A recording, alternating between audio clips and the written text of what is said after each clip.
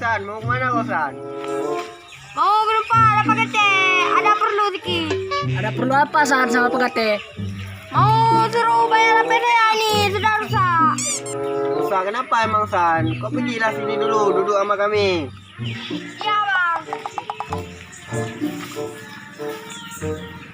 Emang ada masalah apa sama Pagate?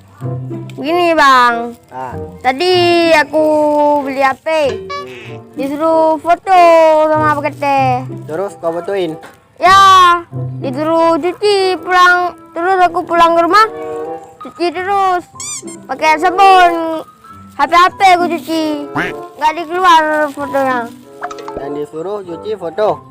Kau cuci? HP. Iya. Emang kau San pinter kali ya. Ya udah, Bang. Aku pergi ke rumah Pagate dulu. Iya, iya. Besok kalau beli HP baru, fotoin aku ya. Jangan lupa fotoin aku, nanti kau cuci lagi ya. Mantap, San. Apa? Mau kemana, apa? Aku mau pergi tidur dulu. Ada apa kau? Tunggu dulu. Untuk apa aku tunggu di sini? Bayar nih handphone saya. Apa jangan dibayar? Handphone saya ini sudah rusak. Dicuci foto. Kenapa rusak, San? Aku terus cuci foto, buka HP. Kamu bodoh sekali. Pokoknya saya tidak mau tahu apa. Pokoknya harus bayar nih handphone saya.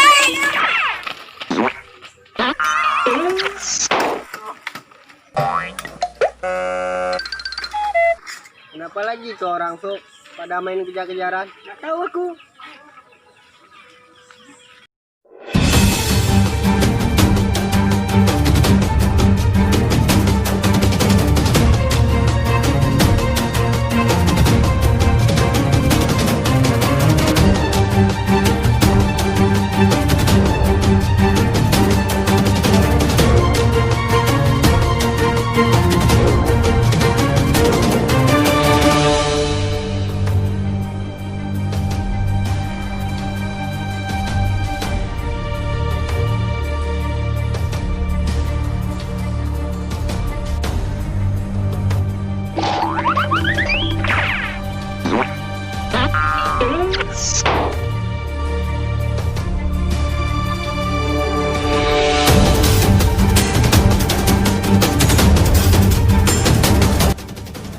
Kapan panen ini kita? Siapa tuh main sepeda ke sini?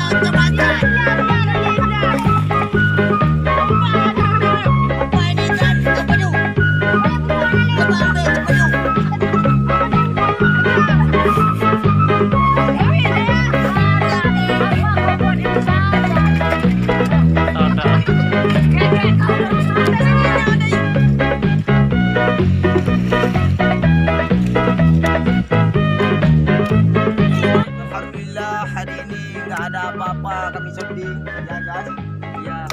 Iya bro. Assalamualaikum warahmatullahi wabarakatuh. Jangan lupa like, komen, dan subscribe channel kami. Namanya apa kate? Apa kata? Apa kate?